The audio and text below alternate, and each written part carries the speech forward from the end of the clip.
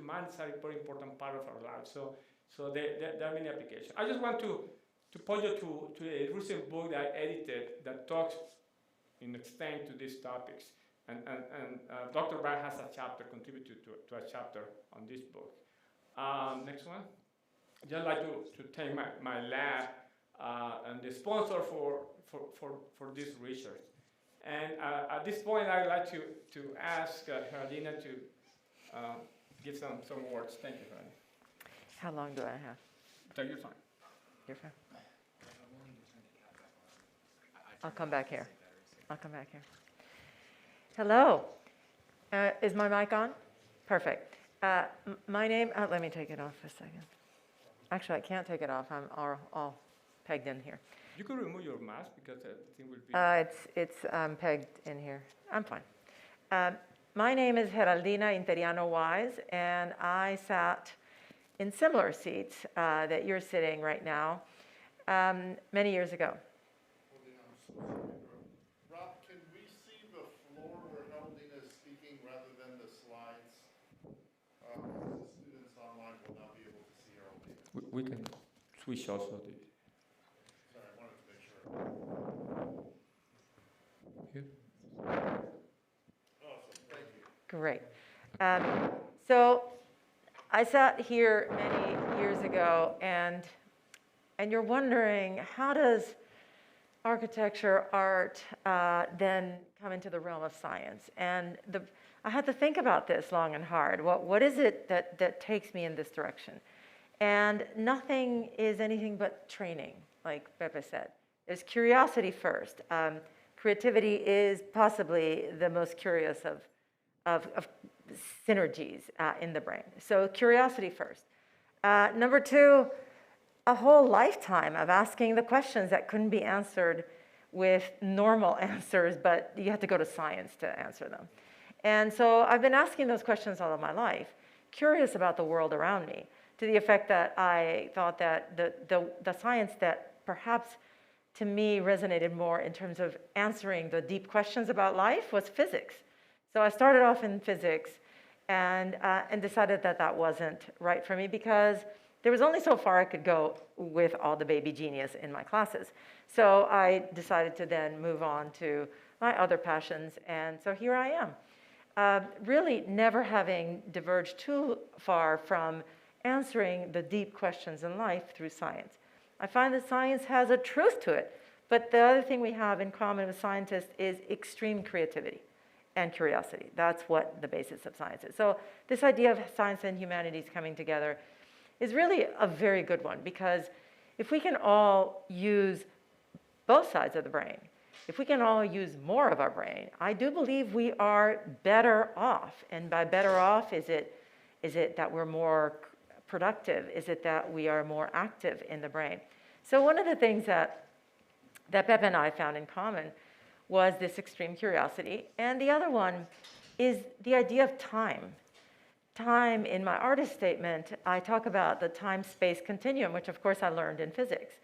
And I'm literally still researching that. I just looked at the Albert Einstein Encyclopedia Britannica 13th edition, his entree into the Encyclopedia Britannica on space and time.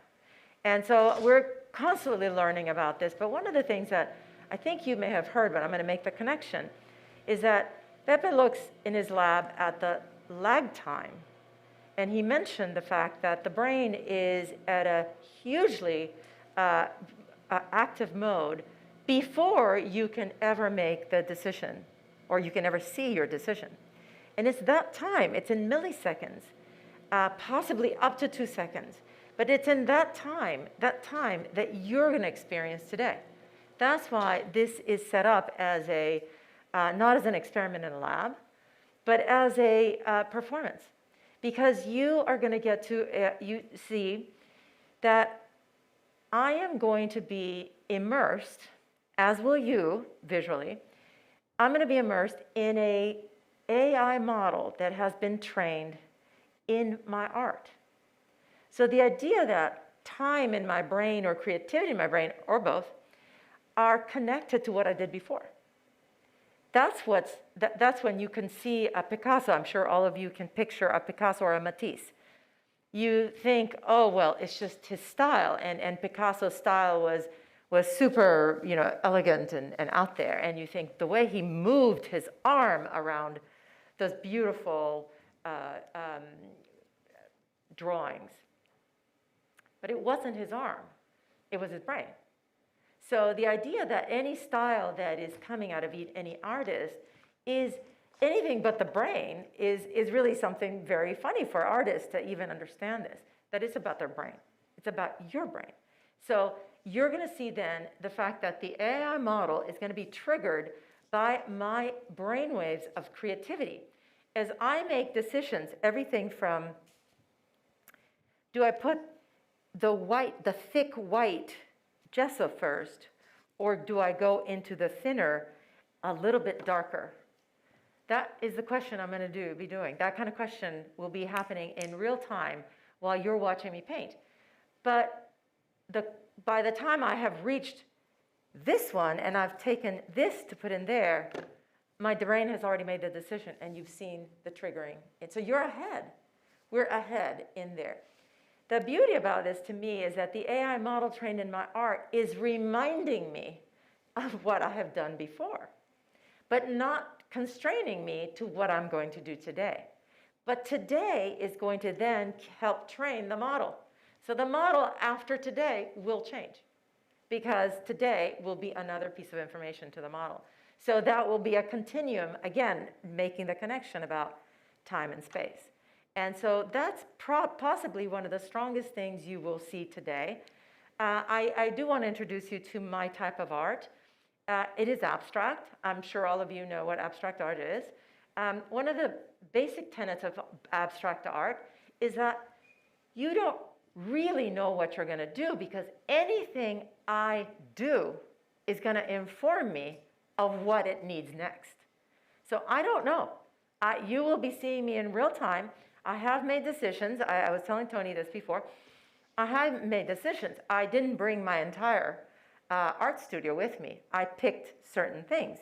For example, I picked this long tool, a painter's tool, because one of the things that I am referring to in basically everything that I'm doing is my fellow Salvadorians that are in the United States as immigrants. I am a first-generation immigrant.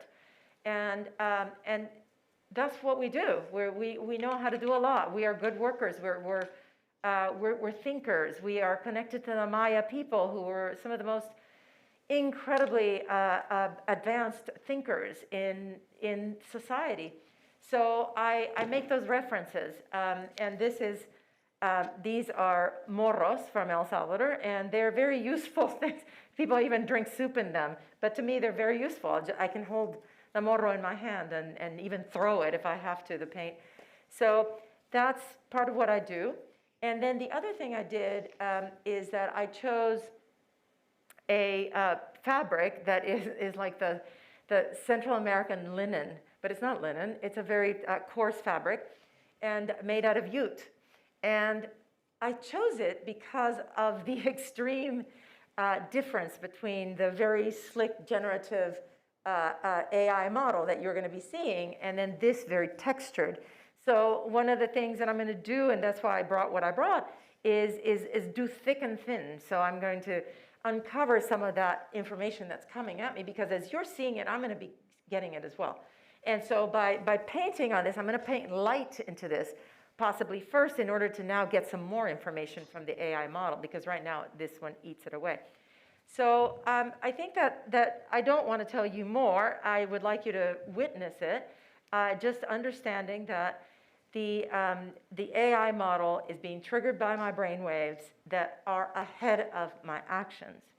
And then I do want to give a shout out to my fellow artist, Amos Cochran, who is an artist of sound. And he and I talked, and he was kind enough to go out on a limb and say, well, you know, if you want the audiences to hear your brain, have some idea what's happening in your brain, and then I am in a closed loop as well because what the sonification of my brain is going to be informing me, as the AI will as well. So I'm in this closed, crazy loop. Trust me, it is a crazy loop. And Amos then did a grammar of sound that then is attached to the different modules are then pegged to certain of these channels that are being read in real time. So that's the setup for today. You will then be immersed in this, and hopefully you will have plenty of questions afterwards. I think it's one of the most important things I can tell you is that this is creativity in action. I know that I already made some decisions, but you're going to see me make them in real time. What comes out of that? Well, I'm really hoping that it is good art. But without any more ado, I think we are ready to start. So we need to move the canvas to the center. Geraldina, thank you so much for that. I just want to reinforce for the students what Geraldina is explaining. Go ahead.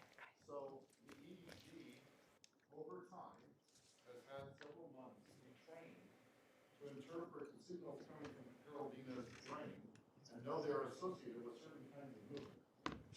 And so it will be monitoring her as she's painting and then showing us what decisions Geraldina has made. Essentially, before, in normal real time, it would have been manifest with her action. Geraldina is able to see what the computer understands about her and know slightly in advance what she is expected to do. She can either comply with that, Correct. or she can throw a curveball at the computer and say, you're telling me I'm going to do this, but guess what, gang, I'm going to do X. You are 100% right about this competition. I have to make in real time the decision. Do I go with that, what it's telling me, or do I have something else to say? But that's just really the editing process that happens in the brain at all times with anything that we're engaging with. So you're in super active mode of making decisions. But basically, Pepe actually said it, that the decision making is starting well before you see the decision having made. And so, just to put sound to that and then to put a visual to that is what I think makes this a very interesting Well, and I'll add to that, and then the computer will learn how much Geraldina complies with what it is proposing and how much she will contradict it, and that will become part of its model. Yes, and that goes even further than what you think. You think it's just in the shape maybe, but it's really in color and texture in many ways that the computer is learning all of that. And you'll see them in the forms of the AI. You'll see that the computer is trying to figure me out. I don't think anybody can figure me out, to tell you the truth. So, but if you want to bet between the computer and me, you bet on me because it's not going to figure me out. There's one too. So I think we are ready to. Oh, great. And Rob, start. thank you. We've got a great view of the whole space, so we can see the screen and the canvas and Geraldina. Yeah, so this looks great. Rob, So I'm we just can going to start ask if, yes. Okay. So I'm gonna make some comments on what you see. So just to emphasize, we have the grammar of brain activity. So these are the features for the neural activity that this model is learning and is using to represent Geraldina's action. Then we have this grammar of sounds we use to map to produce sonification of the brain signal. So you will hear the representation of the brain activity through this grammar of sound that was created by Amos, our collaborator. So you have visual feedback because you're going to see the output of the AI model. You have sound related to the brain activity, so that's another pathway for closing the loop, right? And then we have also the grammar of the movement, right? So these movements that are being generated by Geraldina. So what you see on the screen, each line represents the activity in real time of each sensor on the head. We have 20 sensors, right?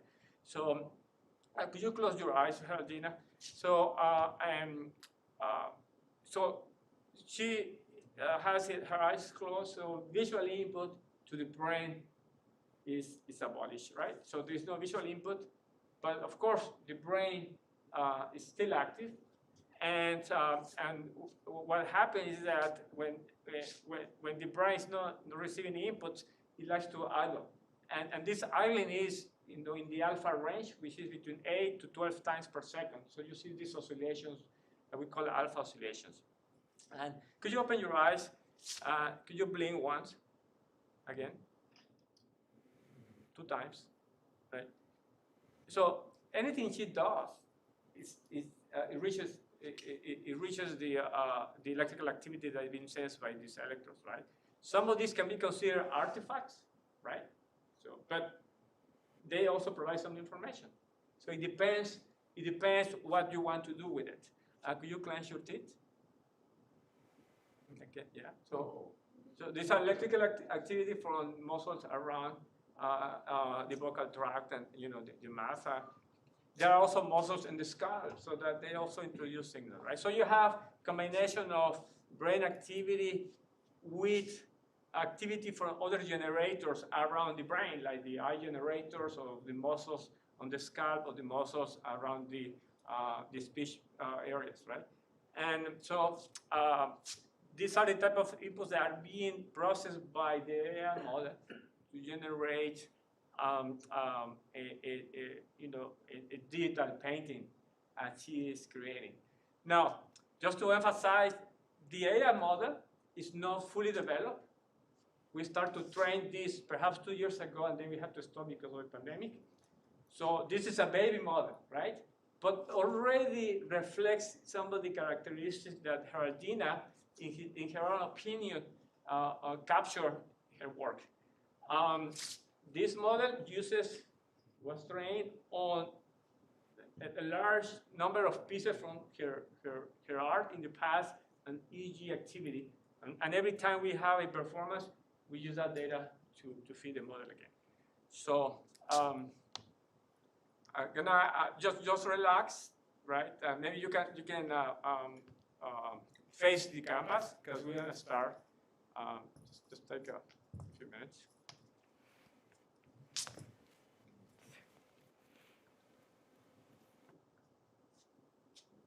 So we're switching now to the output, to the AI model and the sonification.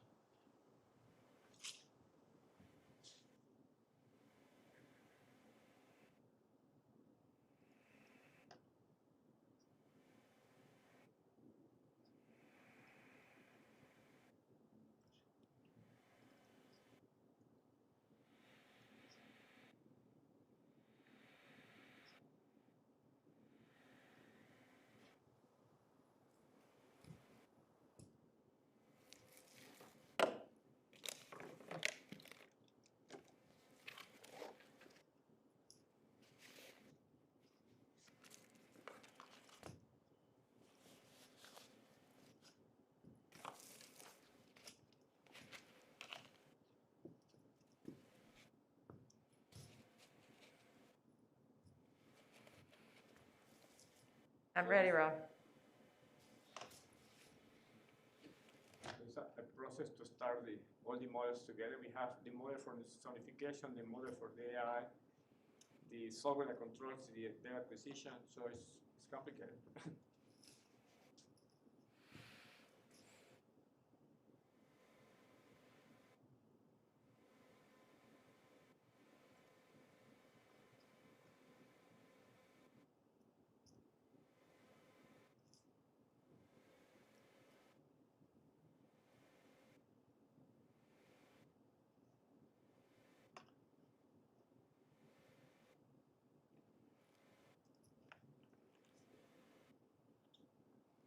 Rob, if it's possible to lift the camera ever so slightly so the students online can see the screen.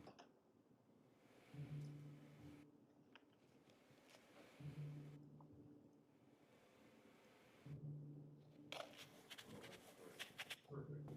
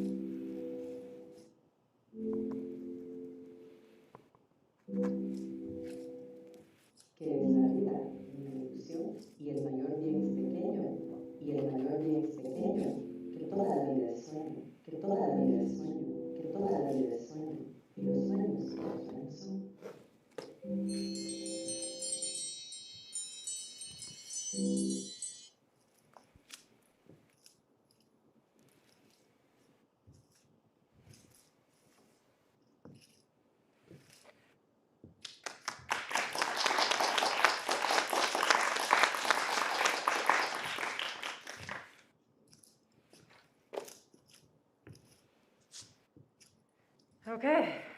Thank you, Geraldina.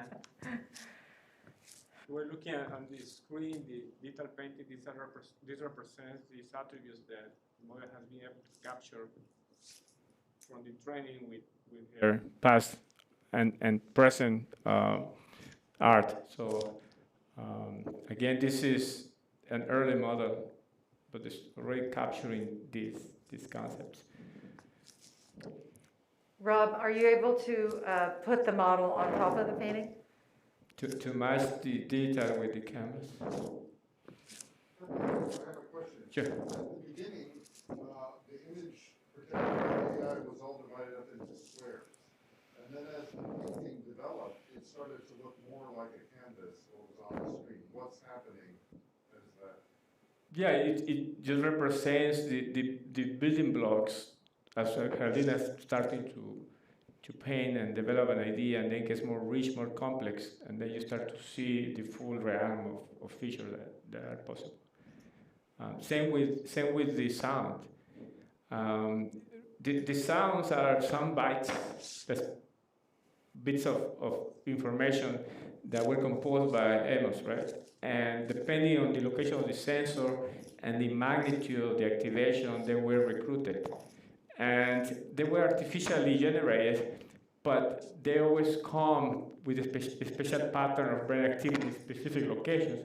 So that's a feedback for her, because this sound bites will repeat over time. And I have a question for Geraldina. Yes. And then I want to make sure for the students. So sometimes the music would change, and you had done something to change in the art. But then you would do something different. You would change your tools or the paint or something. And I wonder, there was, for instance, when you started to add red, the music changed quite significantly before that. Did you make the conscious decision to get the red quite in advance of when you actually got it, or was it a spontaneous? I think it was spontaneous because I was still in the building mode of putting light into the campus. One of the things, I told you the reason I chose this material is because it eats light. So it wouldn't give me, for a long time, it wouldn't give me the exact representation of the AI model color. So I'm looking at forms, I'm getting like baby information, let's say. But then eventually, as I build the canvas, it's giving me lots of information. Now look at the amount of information we're able to see from the AI model there. So I think that to the moment when I chose the red, I was still building, and then it came to me, that's, now how much gets influenced by the sonification? A lot. This is the first time I've heard this sonification. So this is a real experiment. And Amos is a really chill guy who does beautiful sounds. And I think the most edgy of the sounds that I heard was my voice. I was reading I sent him an MP3 on one of my favorite poems in Spanish, La vida es sueño, from Calderón de la Barca. And because this whole thing looks like, I thought about that because it's one of my favorite, but also because this whole thing is like a dream. Me painting is a dream. Me painting with what I did before is a dream. The brainwaves triggering that model is a dream. So that when I went to think, what would I say? I would remind myself, you are in this dream. And that's what my voice was. So it was like the most edgy of all the sounds. Do you agree with that? Which is really funny to hear me be the edgy, but he's such a chill guy that his sound is really beautiful. And I did feel that the sound, that there were really, really beautiful moments of that sound, and that they made me just, be in the moment, as opposed to be in a rat race, because 15 minutes of painting is not done. Let's just get it out there. That's not how you do it as an artist. I've had to train to do this. I trained myself, I did a lot of research, on colors, on textures, on materials, in order to be able to repeat creativity.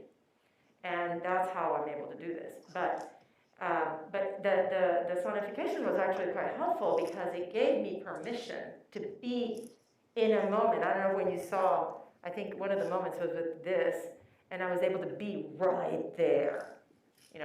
Just concentrate on right there instead of, because I'm just compressing what happens as an artist in a much longer period of time into 15 minutes. So I've got to look back, and one of the reasons I choose this long tool is so I can stay away, so I can see and make decisions further away, which I'm sure you all have known that artists have to get away to see what they did. And I explained to you that, in particular, abstract artists have to do that because you're only where your last stroke was. And so you do need some space. So that gives me some space instead of having to, with my hand tool, being right here.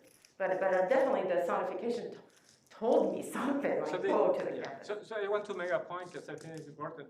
So the sonification, you saw a time that the sound will repeat, the sound bite will repeat, meaning her internal state has not changed. Right. She was attracted to that. Yeah.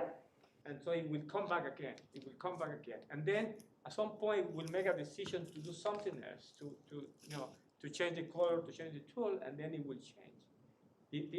The other comment I want to say, this is not static painting. And here the piece is both the digital and the physical.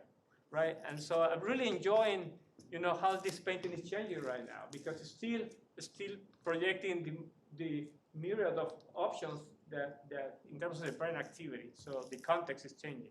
So we are thinking about creativity, and that's beautifully reflected on the richness of what you see here.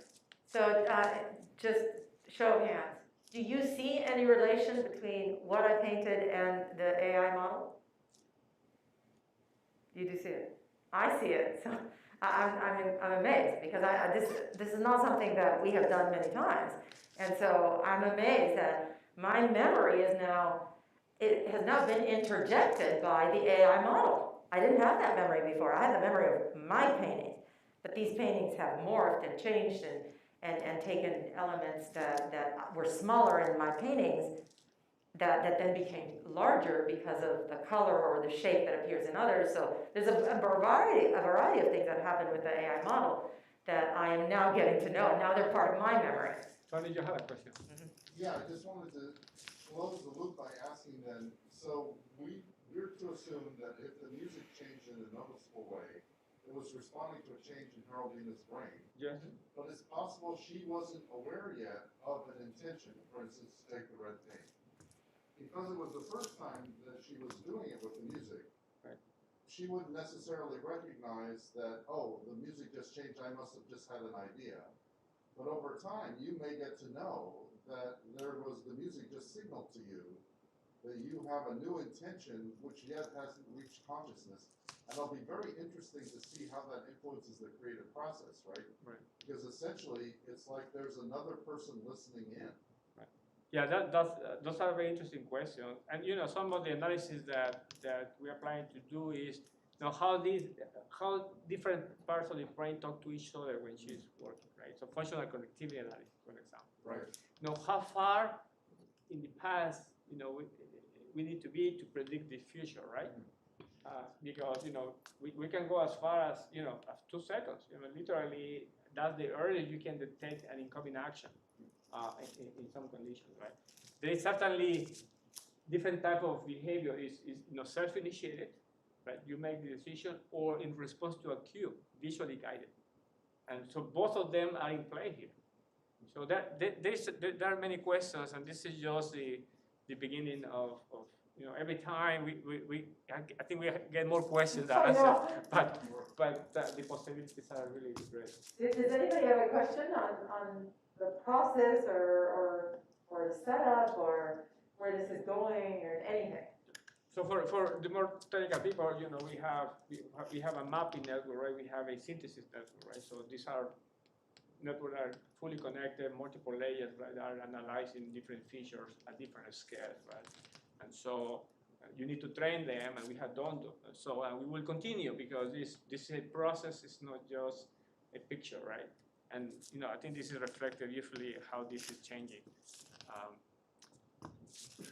Any questions? Yes. What's wrong with your mind when you take a step back from the canvas? Because I noticed that, like, in the predictive model, it kind of gets a little more noisy, and like if there's less of a clear picture or like abstract shapes on like the actual model, and so like what's going through your mind? I have to tell you that it is honestly you're witnessing a very crazy dichotomy in my brain. And I think you mentioned it. It's, do I follow what I see? Do I follow what I set up? Which one is going to win out? And that's a constant. That's why 15 minutes is a very intense time to be doing this, because it's a constant, and I've got to make this decision. I think you saw at the beginning. Do you remember what the AI model looked like at the beginning? It's the baby AI model, right? So at the beginning, it was I don't know if you remember that there was some light modules at the bottom, and I started here.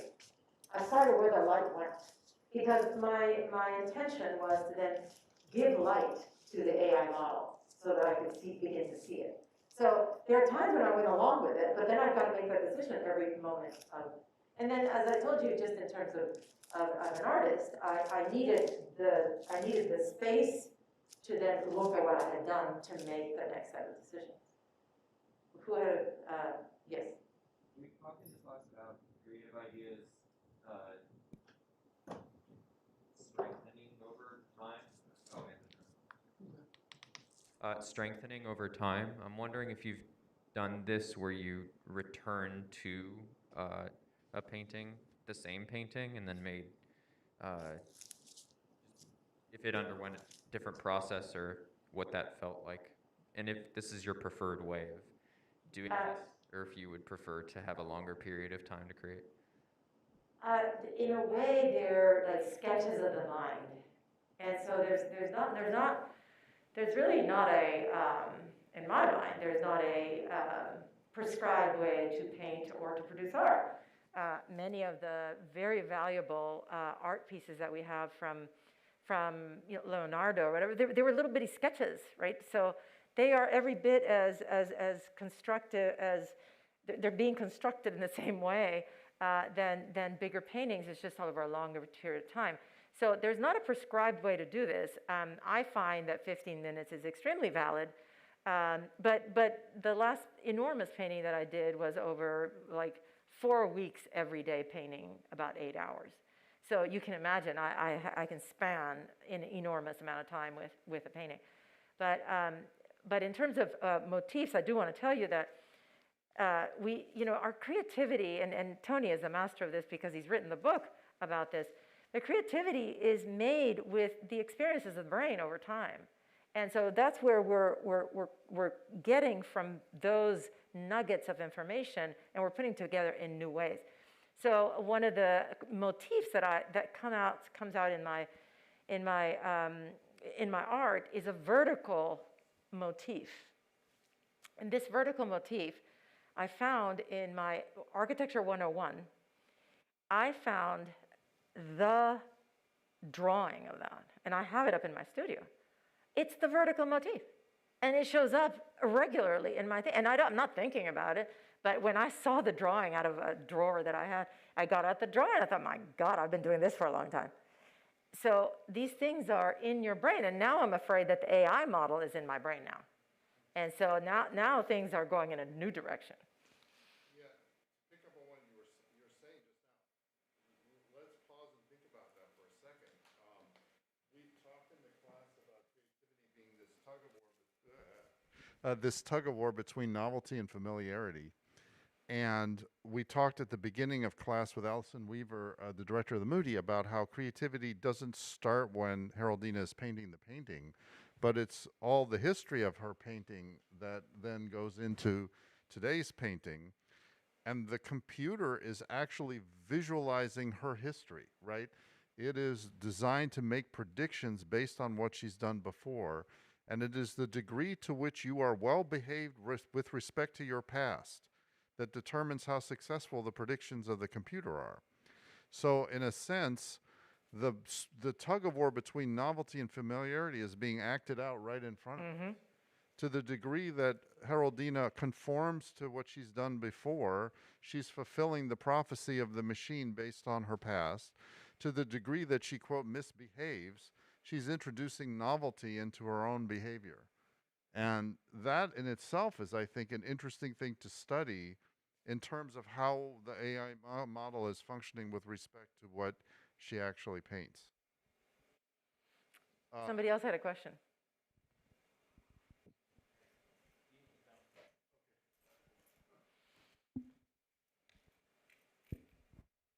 Hi, I kind of have a question about like the model and how it's going to be trained in the future. Like, will it always be trained while Geraldina is seeing the change in the model in real time, or is it going to be trained without that input? And how does that change things, I guess? That's a good question. Yes, a good question. So we have been, so each performance generates EEG and a stream of images, right, that we can use for training. But we also included her password for which we don't have EEG, right? So that was open loop in a way, right? That word didn't influence the model. And so that's an excellent question because just as a commentary, I told Geraldina today whether she wanted to have the digital painting match exactly the canvas, and she thought, because in my mind they're living there in the same space, right? But she said, well, it's such a powerful neuromodulator for me that I'm afraid that the model will drive me completely. And correct me, it's Yes, not I catching said that. the same words. And so we decided to expand this so that the immersion was less, the model was less successful in driving fully her behavior, because we don't want to be this visually guided, right? Correct. We don't want the digital model in a way to overrule, this competition between the familiar and the new. I think that question is really important here. And we might shrink this at times, we might expand it at times, I don't know. This is an excellent question. The other thing that well, there's a million ways we can tell you where we think we're headed with this, but that's why it's really helpful to work with really creative people, because the other thought, because I needed space to think and do that, the modulation between the familiar and the new. And that's why we expanded the model. Well, imagine you that what we do is we put the model in every surface of here, and now we immerse you and me into this model. And now we put caps on each one of you. And now we capture your brainwaves as you're watching, you're seeing, you're immersed in my model, you're watching the painting, and your brainwaves then come and commingle into mine, and that's what's triggering the AI model. That would be a absolutely kick-ass way to say this is the production of today, and it involved all of you. Collective art. The collective art, right? The public art. What do you think of that? Or think about, if any of you will wear the headset and use her model to paint, right? So it will be a collaboration. Yeah. Because you are using her creative process in a way, but you are adding perhaps the novelty. So you could be like rent an artist. Yes. Exactly. Yes. And paint your Maybe yes. you're an amputee, or maybe you are paralyzed. Right. But you are creative, right? So you could borrow a model. Could be Geraldina, could be somebody else, right? To express yourself. One of the, it is mind-boggling. All sorts of collaborations then. Right. So. For a day, you take on the dimension of someone else. Right. And then they add the novelty to that. So in a paint program, you have different colors, objects, and you can click and put things together. Here we have these features, right, that you could use to create. Oh, I have one more question. Almost out of time. Thank everyone who made this possible, especially Pepe and Geraldina. This has been pretty incredible. Thank you so much. A question. Right now, it is a closed loop. Is it also possible to experiment with Geraldina being ignorant of what the computer is doing and observing how accurate it is and actually forecasting what her painting is? Do you know what I mean? In other words, no longer putting her in dialogue in it and just making it a witness and co-thinking. Right. So yeah, in the early phases we did some of that. I think the question would be, what metric to use, right? I mean, it could be just some space-based, could be color. It could, it's the metric. How do you quantify that, right? It's the statistical distribution of textures, or but I think that we can also track the model, how it's changing, right? And then associate that with each data set. So to what extent, these are very model, so the hypothesis that as it's being trained, it's going to get more predictive power. But also, Geraldina is changing. She's not an artist that stays the same, right? In fact, she's interacting with this. This is a new, an evolution, right, for her too. So it's a Absolutely. very interesting and complicated question, you know. Complicated, because you could say that ultimately the goal of the artist is to never have the computer be able to predict exactly what she's going to do. Because She's running if away. it could, then in a sense, the novelty part isn't there strongly enough. Right. Exactly. There is so much to go with this, Tony, in so many ways, but ultimately, I think that the idea that any of you could rent the artist, right? Put your own cap, and that out of your seat, you could just think a beautiful memory and generate an NFT. You know, that you could generate your own through my art. That's you're able-bodied and able thinking, of course, but for those who are not, I think that would be a really beautiful experience. So we would like to get there and give that a try. Well, and you know, people sometimes talk about ways to increase your creativity. I could imagine a very advanced version of this being used to train you, because you would be trying to outwit the machine from too accurately predicting what you're doing, and you could measure its degree of success. Nope, it was 95% right. I wasn't innovative enough, you know. So it's very interesting, subtle and complicated question. See how this could be applied to writing, right? So maybe if you have a writer's block, maybe you can use the model to, you know, To train you. push it for Yeah. local Right, minima, push right? you, yeah. And so, you know, I think this is really can be generalized to other domains, music, Oh, totally. dance, and so we're very excited. Thank you for hosting us again. This thank is you really, so much for really coming. important because it's the first time we get together back, you know, for more than a year. Yeah. So this is really Well, great. and what a privilege to be a class to have something that probably has never happened before, and to be here to witness it. So thank you both so much, and everybody who made it possible. Thank you. Thank you.